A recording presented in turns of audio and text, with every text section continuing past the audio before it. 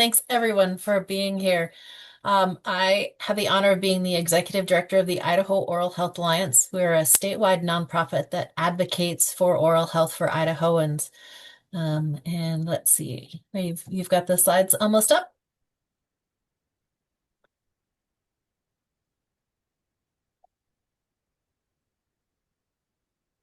You can move on to the next one. Um, Our vision is optimal oral health for Idahoans. Our organization was started in 1998. Our membership and our partners include people in the dental and medical professions, public health representatives, insurance providers, Head Start folks, educators, and anyone who considers them an oral health champion. Next slide. We have two significant long-term initiatives that we've really been working on for quite a while. Medical dental collaboration or leading oral health integration into primary care settings, and then addressing the issue of prevention of early childhood caries or cavities. And then we also provide quite a bit of caregiver education. Next slide. So here's our hope for this series. For us, medical dental collaboration has been a driver since 2000. I think Ted Epperly with, at that time, FMRI was a keynote speaker for us in 2000, talking about the importance of medical dental collaboration. Now more than ever, our citizens need to stay healthy, and paying attention to oral health is one way to address this. Next slide. I'll let you read all of these. I want to let you know that all of the work that we do, all of the science that we share in all of our advocacy work and our work with providers comes from the American Academy of Pediatrics, the American Medical Association, the American Nurses Association, as well as the American Dental Association. And all of these organizations have long been champions of oral health integration because oral health issues are linked to whole health issues. Gum disease and cavities, they are infections, and we don't want to let infections go untreated. If somebody walked into any office with an infected cut, we'd figure out how to treat it. So we're hoping that you can help us recognize mouth issues, infections, and help your patients seek care. Next slide. This is a little bit difficult to read. It's very small. We will have this in the resource section for this whole series. What this explains really is that whole health is not separate from general health, or oral health is not separate from general health. The mouth is part of the body, and mouth issues don't just stay in your mouth. So they're it's really why this series is so important to us. Next slide, please. I'll let you take a look at these next two slides. This is why we feel this information is so valuable and why we are so honored to have you all want to know more.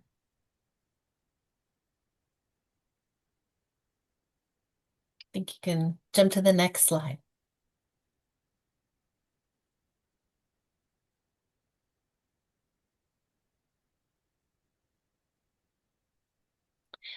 We know that you all have a significant to-do list when a patient is in front of you, and we realize that we're asking you to take on just a little bit more. But the Oral Health Alliance and all of the partners and all of our panel members here have resources to help. We can help you with intake questions that can be added to your paperwork or your online check-ins. And we stand ready actually to come to your clinics and present some in-person trainings on screenings, on fluoride varnish applications. We have web resources for you. We can get patient information for you to distribute. And we can even help with some billing codes and especially help you figure out on the medical side of Medicaid how to get reimbursement for some of the care you might provide children. Like you all, we'll wait to see what happens with our new Medicaid environment over the next couple of years. But for now, we will do anything we can to help you take care of your patients. Thank you. Let's get going. Thank you, Jennifer. And for those who want the slides, they will be shared in the chat here shortly. So keep an eye out for that. or at least where to access them. Okay, go ahead, Melody. Hi, everybody. I'm excited to be here. I know the first planning meeting we had, I was kind of stumped, but um, I've been involved in, as a nurse practitioner, integrating oral health care, especially for children, since about 2001, 2002. Partly because my rural clinic in Northern California, everybody was on well water, so there was no fluoridation at all. We had a pediatric dentist by the name of Francisco Ramos Gomez, who was faculty at UC San Francisco at the time, who came to our little town of Susanville, 9,000 people, and talked about early childhood caries and prevention. And I got really excited because I had a lot of kids in my practice. And then there were a couple of nurse practitioners, I call them nurse, they were the nurse practitioners of dental hygiene. They had gone through an advanced program at UCLA. And we came up with an idea to create an early childhood caries prevention program in my clinic. And so we did quarterly evaluations of kids. And let's see what the slides show there. Jocelyn, thank you. So we're all talking about the sequelae, and the case. I'm going to share a case today that was really something that brought all of this home. Why do we do what we do with not forgetting to look at the teeth? Typically years ago, you'd talk to a clinician, not a dental clinician, but a medical clinician, and you'd ask about the teeth, and they go, "The teeth? Don't know. Didn't really look at them. Looked beyond them." And we want to create this space for discussion and prevention. Building partnerships, though, is a key objective for all of us. Next slide. Well, okay, that's my little clinic. As you can see, it's a double wide trailer that when the wind would blow, the whole thing would shake, and we'd have occasional earthquakes which would roll through the length of the clinic. And when they would blast off ordnance out at the Army base, our windows would rattle. But you can see the road, and it's this way for 45 miles in either direction. In the winter, we would often be cut off because of ice, more so than snow, but the roads had become so icy. And then sometimes it was wind. So we served a 610 square mile catchment area. We had two kindergarten classes. And when we started the project in the clinic, we had a 75% incidence of early childhood caries just by asking the kids in kindergarten to open their mouths and let us look. Go ahead, next slide. So this is a bit of an example of what we would see in these kids. And this is a little this is this is a little cutie pie who ended up, and you can only see parts of what she had going on. This is my story of Alana. Next slide. There she was. And we didn't, until we started this program, we didn't see a lot of these kids, especially once they got into school. The parents just didn't bring them in. And we actually started in our clinic having the moms. I did prenatal care up to 36 weeks. So we'd talk to the moms about oral health care. And then I'd see the moms and the babies for the 2-week checkup. And then I'd encourage the moms and the babies to start coming to our quarterly clinics, fluoride clinics, when the babies were 6 months old. And I'd often get pushback, but they don't have any teeth. I go, I don't care if they have teeth or not. They should have a couple by the time they're 6 months old. Just start bringing them in, because the issue was to get them comfortable with coming in and having their mouths examined and to be able to do some teaching for the caregivers and that sort of thing. This little Alana, though, was referred to us because she was falling behind in school, and the school wanted us to figure out what was going on. Well, she wasn't sleeping because she was in chronic pain. You can see those black circles under her eyes. She was losing weight because she couldn't eat. And like I say, she was doing poorly in school. Next slide. So what happens? She was a classic example of the sequelae of untreated early childhood caries. Failure to thrive, speech delays, chronic pain, poor sleep patterns, poor school performance, poor self-esteem. You saw that little attempt at a smile? That was as good as she'd give us. And now, is that because she didn't want us looking at her teeth? I don't know. But um, anyway, we were lucky to partner. We had one dentist in the town of Susanville. We had nobody in the little town of Doyle where my practice was. So, but he agreed to work with us, and the hospital agreed to work with us, and Medi-Cal agreed. So we were able to get her mouth totally taken care of. Next slide. And there she is, right? Now she can smile. She felt really good. Her black circles under her eyes were resolving. She had started putting on weight. She was sleeping at night, and she was doing much better at school. And she was able to laugh and have fun with her friends. So she turned into one of our little junior teachers with the puppets. She was showing everybody how to brush their teeth. Anyway, we used to do about 60 kids in the morning and 30 to 60 block scheduling. And it was a lot of fun. We knew we could bill for the visits. I did get some funding through a couple of grants and support of my local county commissioner. Um, but the kids, I think for me, the biggest joy was when we started, I had a couple of moms who had babies about a month apart. And those two little kids became really best friends. And we did the project for about 3 years before I left the clinic. And I remember the little ones, they were about 3 years old. And we'd open the door to the waiting room and call out names for whoever was next. And it was great. Those two kids jumped up and said, "No, me, take me first." Now, how often does that happen in a dentist's office, right? So we were really excited that we were getting kids used to having their mouths examined. That's another big piece. Next slide. So again, quarterly fluoride varnish clinics because we didn't have fluoridated water.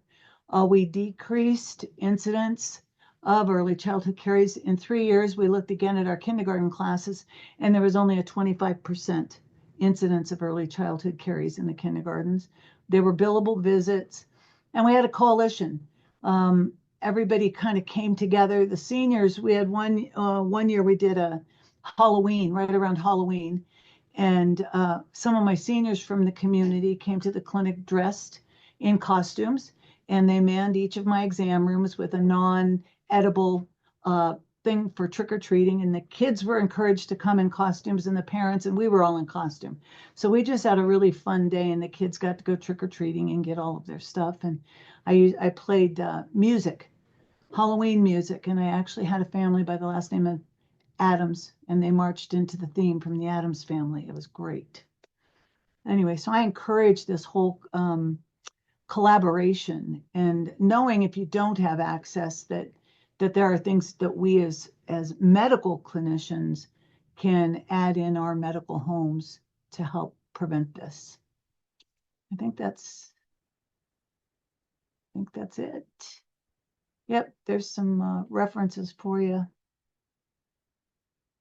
All right. And thank you, everybody, for listening. Thank you so much, Melody. Um, so we're going to move into our cases now, and a couple of our panelists are sharing these cases. But if you are interested in sharing a case in a future session, we do have a form that is available for you to submit. You're also more than welcome to email Echo Idaho, and we can get you on the schedule to share a case. Get feedback from the panel, get feedback from the participants, and also just help with our learning experience. So, and that link is in the chat if you're interested. Okay, so go ahead, Jamie. We'll start with you. Hello. A quick introduction. This is Ben. Ben is a student that is shadowing with us today. So he's jumping on to learn and get inspired, and he's kind of the perfect person to also be included. So anyways, Ben's hanging out with me in office today. Um, A little tale to add to Melody's. The American Dental Association puts out a kind of like a check sheet for caries risk assessment. And us in the dental field use a caries risk assessment to kind of see and judge how intimate we should get with our parents usually about the discussions of cavities for the kiddos. And the new American Dental Association recommendation is that for any child under 6 years old that is on any type of federal program, so Medicaid, Medicare, WIC, Head Start, any of those is automatically now considered high caries risk. So I think that that kind of set home with us, especially in our community health realm of things, about how important it is that we do our education for those families since they're already considered such high risk.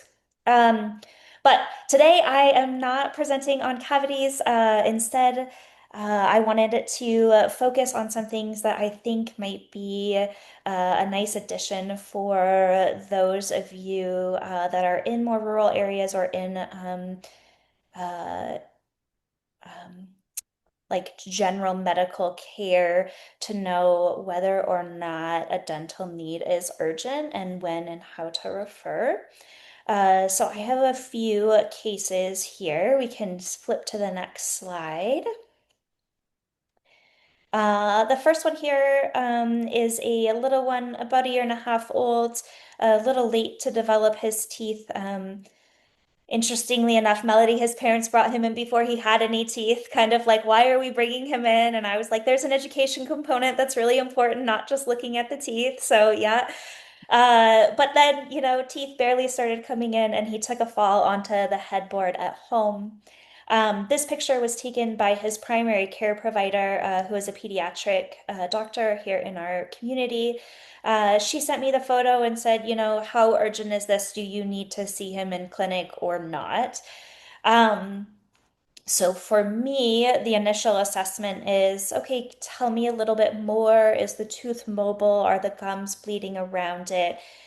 Does it look like the whole tooth is intact? All of those things were relatively normal, with the exception of that kind of hematoma on his gums there. So for me, seeing that, I always like to refer to this trauma guideline. Again, free resource, American Academy of Pediatric Dentistry puts out these guidelines. And there's one for primary teeth and one for permanent teeth. Um, they are a fabulous resource, and us in pediatrics use them all the time. But in giving them to like this primary care doctor, she was like, "Oh my gosh, this is such a great resource. Thank you so much. It's really helpful to know like how I should look at these things in like a systematic way." Um, so we obviously didn't have a radiograph on him, but I wasn't super concerned due to the other findings that we had had. So we were like, okay, let's just treat it symptomatically, over-the-counter pain meds, soft foods, just to give that tooth a chance to heal. And then we'll see him in clinic for a radiograph in the next couple days, which is what we did. We took the radiograph, the tooth was fine, it wasn't fractured. And so then we just discussed and how to manage the symptoms of the gingival tissue around that tooth. We saw him for one further follow-up after that, and the gums had completely healed. Mouths are absolutely amazing spots for healing. So this little one did great. But it was really nice to have the collaboration with his primary care doctor and us to kind of get it to a position that he didn't have to have everyone looking in his mouth on the day that the injury happened. Side note to that too, his primary care doctor here is using a tongue depressor, as you can see, to look in his mouth. I showed her another resource. There are like foam mouth props that are like on a handle, like a stick, that you can use for special needs patients and pediatric patients. That's something where if they bite down on it, it doesn't have the risk for fracturing like that possibly could, and it won't cause any damage to the other tissues. So that was also a good resource that I gave her too. All right, next slide. Permanent teeth. These are always kind of a bummer when you see kiddos come in with damage to their front teeth, permanent teeth already this early in life. This is a teenager who was swimming at the pool, went to pull himself out of the pool, and came down on the side of the pool on his front tooth. The parents, surprisingly enough, were able to find the piece of tooth that had come Mhm. off, and kind of similar situation where they actually took these photos for us at home on their iPhones, texted it to us so that we could kind of see what's going on.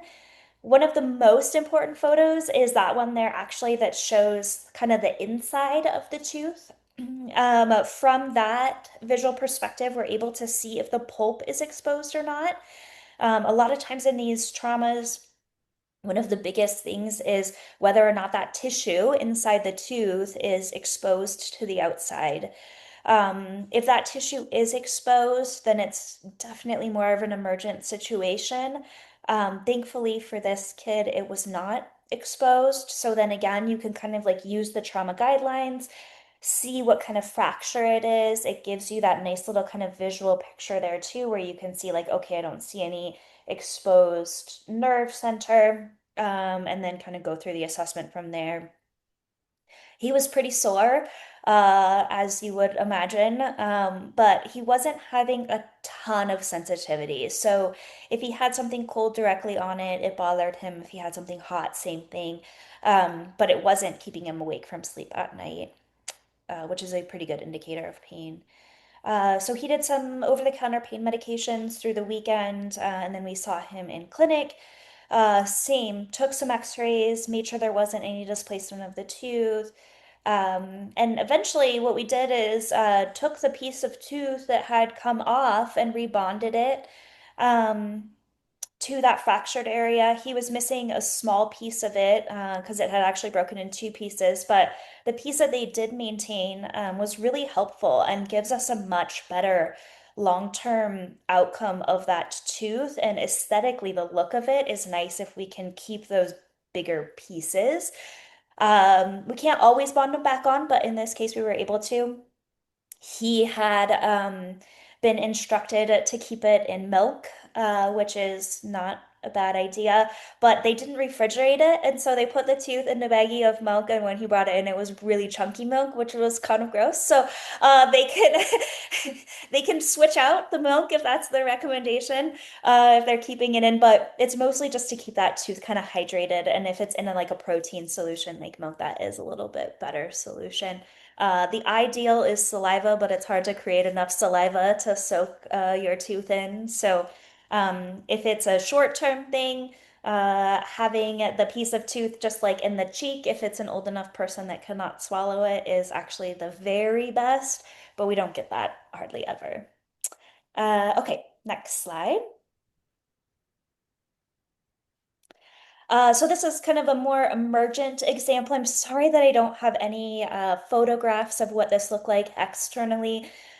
But it was still a good enough case of an emergent one that I wanted to share it. So this was like a 16-year-old boy that was kicked in the face during a soccer game, and the tooth on the bottom there, that looks like it's a little taller than the rest in the X-ray, was actually significantly out of place.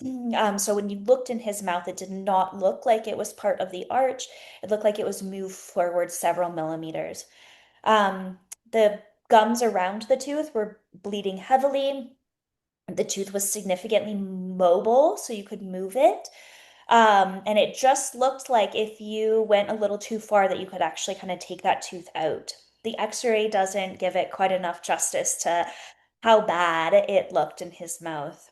Um, these ones, though, and especially in these young teenagers, your body is amazing at healing. There's a lot of research that supports that if the tooth is still in the socket, leave it in the socket. And a lot of times those cells around will help with regeneration and that tooth will heal. So in order to keep that tooth in place, we needed to splint it, which is kind of what you can see in the picture next to it.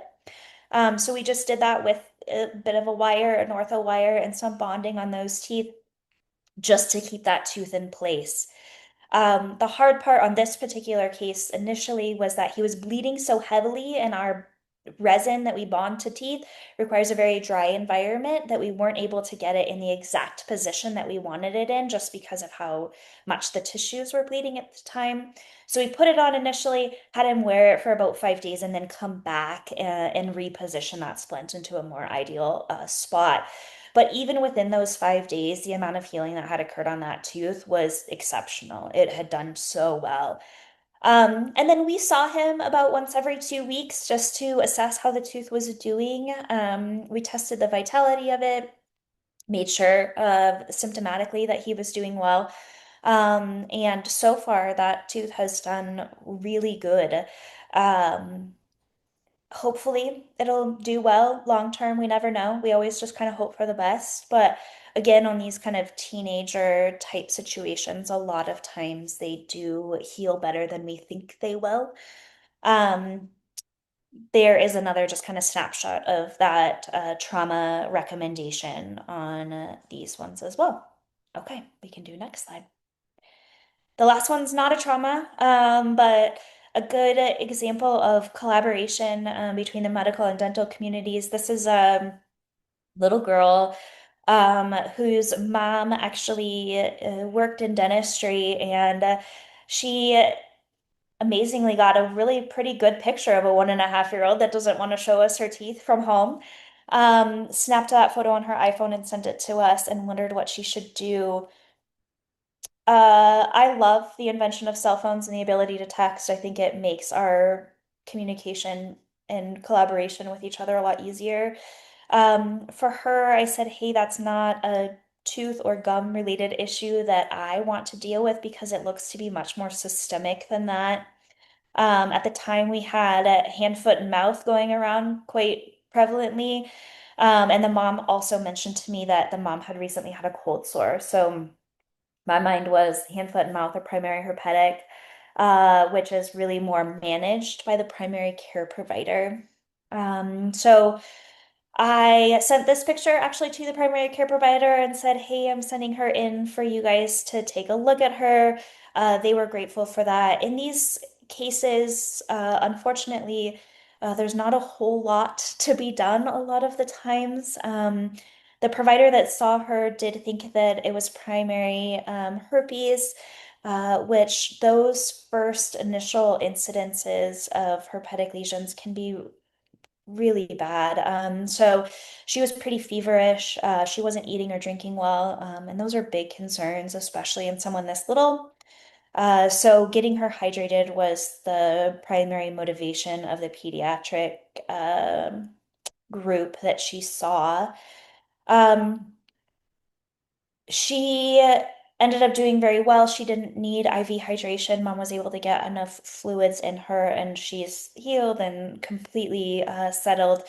But it was really nice for me to be able to have that collaboration with the primary care and for them to say, hey, we've been seeing a lot of this and a lot of this. And like, even just from a photo, like, we don't know, we would like to check on her more and look at her as like an entire being and how is she eating and is she, managing her pain at home, those kind of things, not just the oral cavity itself.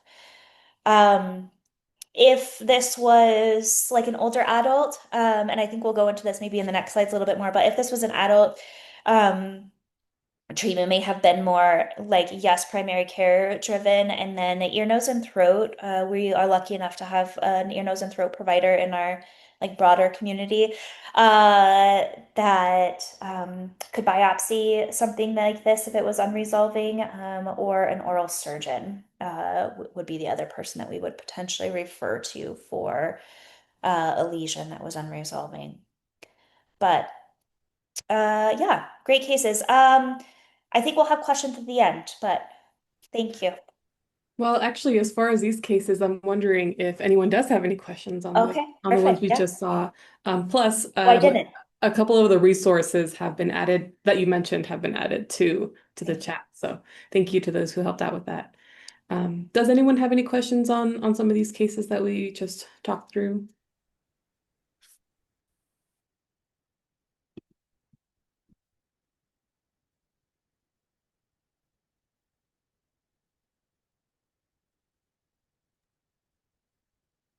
Okay. Don't be shy. It's okay. We still got some time too, so if you think of something, we can always go back to these. I'm also curious to know if any of our panelists have like other thoughts on these, something that like that maybe wasn't added or you want to include.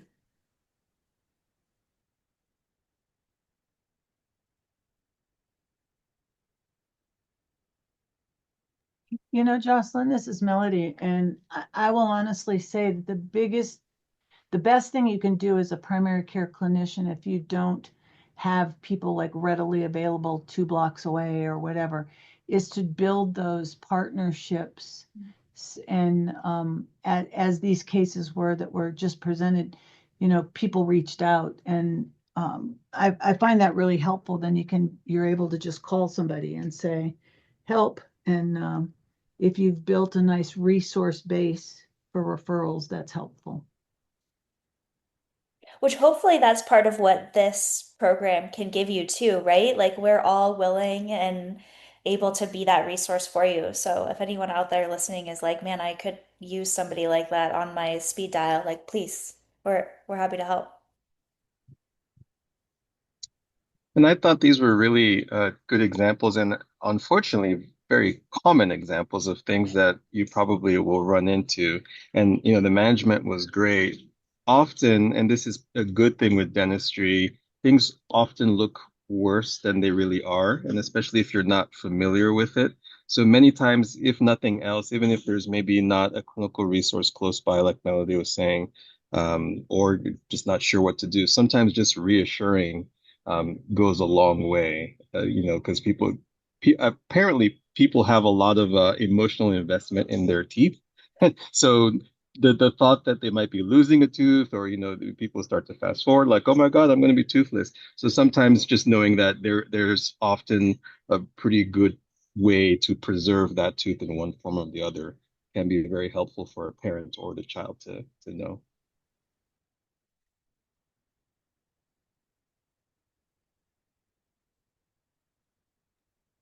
Okay, those were some very good points. Thank you. Thank you all for sharing. Okay, so let's move into our next one. Again, if anyone has any other thoughts or suggestions, you can always unmute and ask, or you can put those in the chat. Okay, go ahead, Casey. Right, thank you. Yeah, so as I mentioned before, so I work as a periodontist. I think that's a more of an uncommon dental specialist. I actually wasn't even sure what a periodontist was until I was in dental school. So I tend to specialize in things that aren't the tooth, so and the structures that are around the tooth that I mentioned earlier. So we see people coming in from around the state, Eastern Oregon, sometimes further out, who have just things going on with their gums that they are concerned about, or cases of rampant periodontal disease, gum recession, things along those lines. And so I had this case come in that I've been managing for about the last year or so that I wanted to share, because this had some close interaction with this patient's healthcare team. And we're able to try to come up with a solution for his unique presentation here. So let's go on to the next slide here. So this was a 61-year-old Caucasian male. He was a retired farmer. He had been seeing his primary care provider and a dentist for his entire life. He denied any major medical condition. So diabetes, hypertension, cardiovascular issues, everything was monitored regularly and had no concerns, no use of tobacco or alcohol, and then had been receiving cleanings every 6 months with his general dentist for the majority of his life. And if we go on to the next slide here, so this is how something that he had developed about 2 to 3 years ago. So he noticed that all of a sudden his gums just started to swell and started to turn really red. The surface of the gums were just constantly sloughing. Every time he tried to brush his teeth, he said he was just spitting out mouthfuls of blood, and just wasn't able to get on top of it. He had kept going into his general dentist. They'd give him cleanings every 6 months. They said it was kind of a mess every time they did it, but they just kept trying to manage things as much as they could. They tried various mouth rinses, tried chlorhexidine, tried things along those lines, but nothing was really helping resolve. And this lasted for about 2 to 3 years, where things were stable, if not slightly worsening over time. So eventually, the general dentist had the thought of getting their primary care provider on board. So they had him go in with the chief concern of his gums and wanted to see what the primary care provider thought about the whole situation. So they did what us general dentists usually are too scared to do. And so they went ahead and got a complete blood count and then a metabolic panel, and all that came back normal. I think there was one time a few years ago where he said he was slightly vitamin C deficient, but immediately got into a supplement that resolved, but no improvement on his gums at all. So the first line of action that the primary care provider decided to do was they gave him an antifungal medication and had him take that for a few months and then came back in for an evaluation, no changes. Then they tried an antiviral, again, no changes. So at that point, the physician was kind of scratching their head, said, okay, I've kind of exhausted all my options. The blood panel's coming back normal, so they ruled out a lot of the systemic issues. So then they decided to have us take a look from a more specialized gum perspective.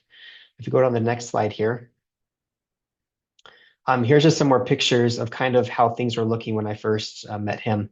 You can even see, like at the top left image, you can see that cobblestone red appearance was even extending onto the cheeks. So it was starting to kind of hang over everywhere. He had basically given up on brushing his teeth because it was just too much of a mess. It was too painful. And it was interesting during my exam as well. I could take a piece of gauze and just run it along his gingiva, and just you could see the surface of everything was just sloughing off. So really, really kind of a severe presentation. And so if we go on to the next one here. So the differential diagnosis that I kind of built out, the first one is called plasma cell gingivitis. This is a really robust immune response. It's typically some sort of allergic reaction. Usually when patients come in like this, where the gums are really kind of tissue paper consistency, really red or purple in color, and that's usually what I'm thinking of is there might be something going on that they're putting inside their mouth that might be causing some sort of allergic reaction or causing their immune response to really flare up. It could also be plaque-induced gingivitis because the patient wasn't really brushing their teeth very much. Granted, I would hope that if the general dentist was doing cleanings, that might be resolving, but in this case, it wasn't. There also could have been other systemic things that might not be caught on a typical blood panel that may be considered like a connective tissue disorder or a severe systemic disease. Like, I asked questions of, have you been screened for HIV? Things along those lines. He also mentioned that he had a COVID-19 diagnosis that was a few months prior to the initial manifestation. Now, I haven't yet seen any literature, any robust studies that have shown a direct link to COVID-19 infections and things like this. But I have a hunch that in the last probably 5 or 6, I see these cases probably maybe once a month, every other month or so. And most of the time I can ask them, would you have a COVID-19 diagnosis? And it usually is sometime around when this starts happening. So again, jury's still out on the literature on that. I'm collecting cases. Maybe one day we'll get an answer to that question to figure out what's going on. But I had a suspicion that could be related, or maybe there was just a immune reaction, upregulation that was causing this reaction. So then we wanted to come up with a plan for him. So if we go on to the next slide here, I wanted to find out definitively what was going on. I knew that a biopsy would help us rule out if there was any dysplasias happening, if there was any fungal infection. That soft tissue biopsy can really, really help rule out some things. So I went ahead and did a biopsy where I basically took the place where it was the most swollen, which is on the tongue side of this lateral incisor. It was so high up that you couldn't even really see the tooth from the tongue side. And so I took a nice round biopsy of that area. This was also a good test to see how he would respond if I were to start removing some of this excess gingiva to see, is he going to just bleed out? Am I going to have to rush him to get a transfusion after the procedure? How is he going to handle the procedure? So we went ahead and did a soft tissue biopsy. He handled it really well. I was able to get things to control after it. And if we go on to the next slide, this is what it came back with. If you look up on that top little area here, it says that the histologic features were consistent with plasma cell gingivitis, which was what my first thought was what it could have been there. But luckily, no dysplasia or malignancy was identified. So he was really relieved about that. He was convinced that he had cancer. And as you keep reading there, it says again that there's just a huge influx of plasma cells. And most commonly, this is related to some kind of allergic reaction. So I instructed him that I wanted him to basically discontinue all oral healthcare products. I wanted him just to brush with water, but no toothpaste, no mouthwashes, plain floss. I just wanted him to really keep things benign. And then if you go into the next slide here as well, the other thing I wanted to do for him was to do a gingivectomy. So I knew that the gums were so far down and the pocketing around those teeth was so deep that bacteria was just trapped in there, and he wasn't able to get it out. A good cleaning wasn't able to get it out. So I needed to reduce back some of that overgrown gingiva. So the plan was that we would hook him up to an IV, let him sleep, and then go ahead and reduce back the gums to its proper contours, and then give him the cleaning of his life down deeper than it's been able to be for a long time. And then after that, I was going to have him come in for periodontal maintenance every 3 months. We also initially gave him a dexamethasone oral rinse so that way we can have some topical steroid on board to kind of help control the inflammatory response. And then I wanted him to still reduce the amount of oral healthcare products that he was using. So I gave him a bottle of chlorhexidine, and I said, I want you to dip your toothbrush in that, and that's going to be your toothpaste from now on. So we just wanted to keep things really, really benign. I've also had a real rash of patients, especially recently, where they were using like Colgate Total, and then their gums started kind of flaring up, something similar to this. So I think now that people are wanting toothpaste that they're whitening, but they're also anti-cavity, and they're also all these different things. And so they put all these different components into these toothpastes that I think can respond really strongly to some patients. And so I wanted him just to keep things as simple as possible.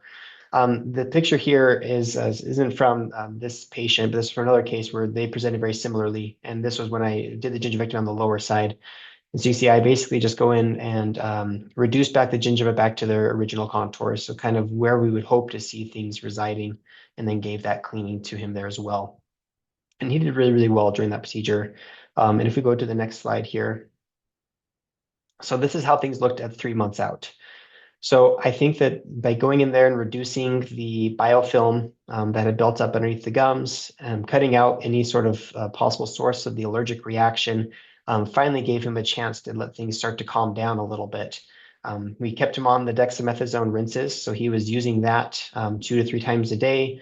I actually had him swallowing the dexamethasone as well, so he'd rinse with it, and then I'd have him swallow just to have some systemic steroid application as well. But then once things started calming down, I told him, okay, I want you to go ahead and start reintroducing maybe a really benign toothpaste. Go ahead and floss still, avoid using mouth rinses or anything like that, and then start tapering off the dexamethasone and the chlorhexidine as well. And if you go into the next one here, this is when I saw him shortly after. So the top row there was his pre-op, and the bottom row is his post-op. And so you can appreciate how much improvement he's seen from us being able to kind of figure out what the source of the problem was and to be able to treat things accordingly. But I really appreciate the efforts of the primary care provider, because there's all times when we skip that step. And if I were to see this patient looking like something like this, but things weren't resolved, then I would send him right back to you all, wanting to answer those questions of what does his blood panel look like? Does he have elevated white cells? How is his vitamin C levels? Some of those things that I think get overlooked. His A1C, how is his diet? Does he have any possibility of having diabetes? But in other cases, if there's ones where you all see where they have an oral manifestation and you notice it, and may or may not be a concern to the patient, but understand that that could be a oral only link, oral only presentation, or it could be systemic. And if it is something that we rule out those systemic connections, then we can look to see if there is something that's happening intraorally. And I think about what also was happening for this patient's body, the way that he was able to calm down his immune response, and the amount of energy and resources his body was pouring into helping or fighting this perceived infection. I think that led to a huge improvement. And he's doing great now. He brushes fine. He's back onto his regular oral regimen. Things have really calmed down for him. So it was just a good opportunity to think about what we all can do in our lanes and collaborating with one another to be able to help these patients overcome their concerns that they've been fighting for possibly years at a time. Okay, and I believe that's the last slide for my case there.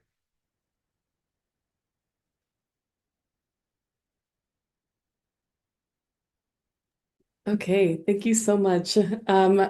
Does anyone have any questions or thoughts on the case that was just shared?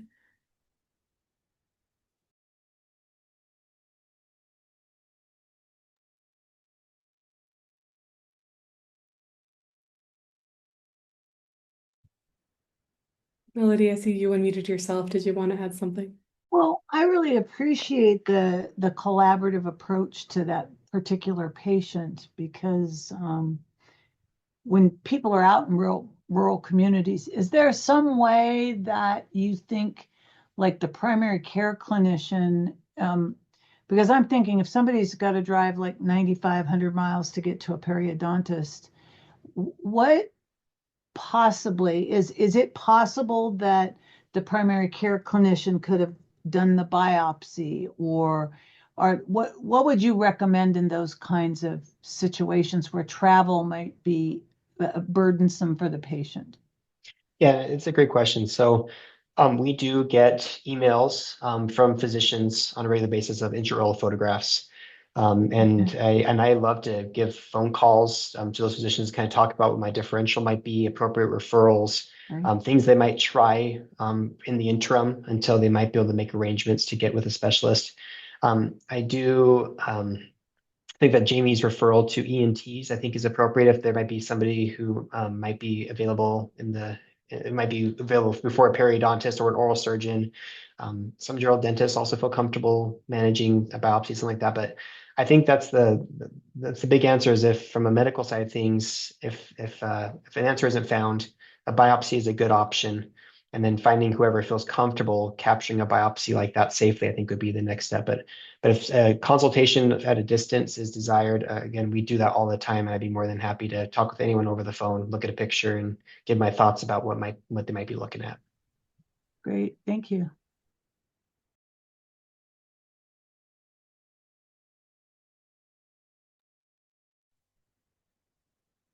That was a great question. Thank you.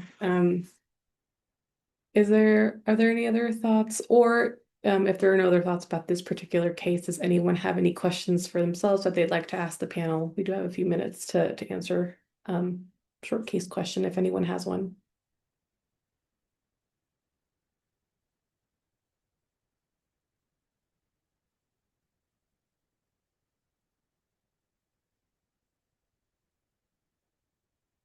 Okay. Do any of our other panelists have other thoughts on this case or just any kind of last um, takeaways from today's session? Think we'll probably be going into it a little bit more in future sessions, but just kind of building on Melody's question and Casey's response, which again, that was a great case. Telehealth is becoming more and more prevalent, and I think a lot of times primary care and medical providers, definitely behavioral health, are a little further along than the oral health providers. Telehealth hasn't maybe taken hold as much, but that may be an opportunity. And so maybe as part of the collaboration introduction discussion, it's having conversations about, is this a tool that we could use for referrals or consults or things like that? So that's something I know we'll be talking about a little bit more, but certainly in these kinds of, when we're talking about integrating oral health and primary care, telehealth and virtual based modalities certainly have a role to play.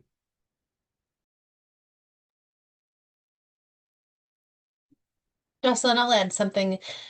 Melody talked a little bit about her clinic and the lack of community water fluoridation. This also will be something that we'll cover a little bit later, but fluoride and community water fluoridation are really in the news right now. And one of the things that lots of people don't understand, providers, even dental providers, and definitely our citizens, there is not a single municipality in Idaho, with the exception of Mountain Home Air Force Base, that adds fluoride to their water to reach the scientifically suggested amount of fluoride.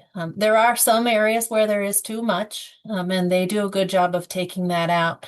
But if you ever have patients say, "Oh, well, my water's fluoridated, I'm fine," they may not be. So one of the resources that we have for you and will be in the resource set is a have a website called My Water's Fluoride. It's done by the CDC. You can drill down actually to the water system that is that cares for your patients, and you can get an idea of what they might need for supplements. Supplements are also in the news right now.